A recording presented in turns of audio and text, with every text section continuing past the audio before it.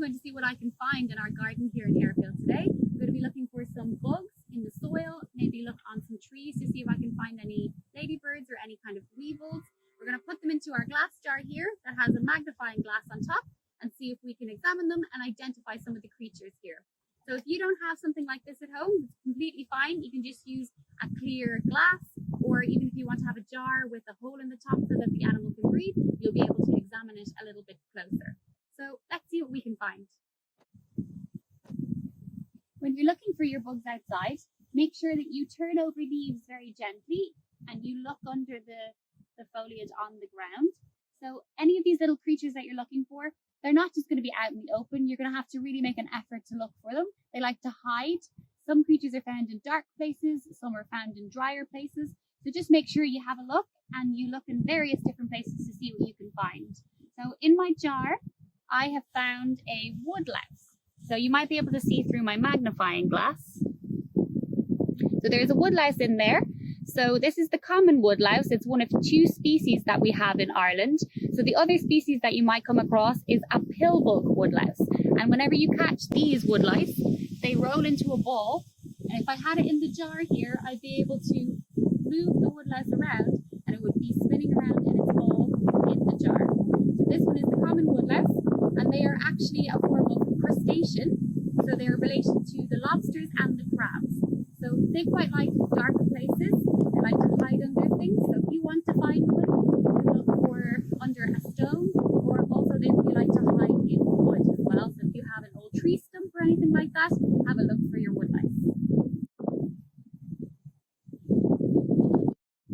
So this is an insect that I found here. So this is a type of froghopper.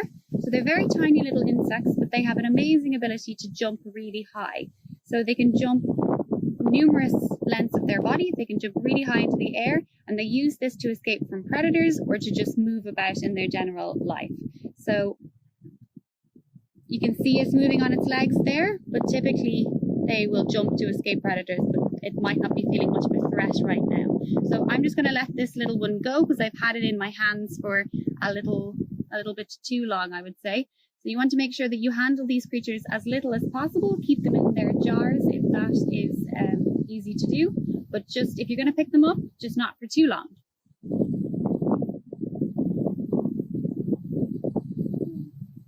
So I have a creature in here that probably a lot of you are familiar with. So I have a slug in here. So slugs, by nature, they're very slow animals. So what actually allows them to move a bit faster is they leave a trail of slime behind them. So that's kind of a special excretion from their body that enables them to move a little bit quicker. So if they didn't have that slime stream behind them, it would be quite difficult for them to move along. They don't have legs. They just have one kind of long body. That without the slime, it would be very difficult for them to move around. It's very important to be gentle when you're letting your creatures go. So I have a slug in here, and as I said, they're very slow creatures, but typically the best thing to do when you're letting a creature go, to make sure that you're very, very gentle, is just to rest the jar on its side and wait for the creature to leave by itself. So you can do a number of things to encourage it to leave. So this area is very damp, and this was the area that I found the animal in. So make sure you release it back into the same place that you found it. You can do things like add a trail of leaves to encourage it out of the jar. But the most important thing is that you're very, very careful if you're going to touch any of these creatures. So our hands are a lot bigger, and you want to make sure that you don't accidentally squish them. So just to be very, very careful and very mindful that you're being very gentle. And we'll just see if we can encourage this slug out of the jar.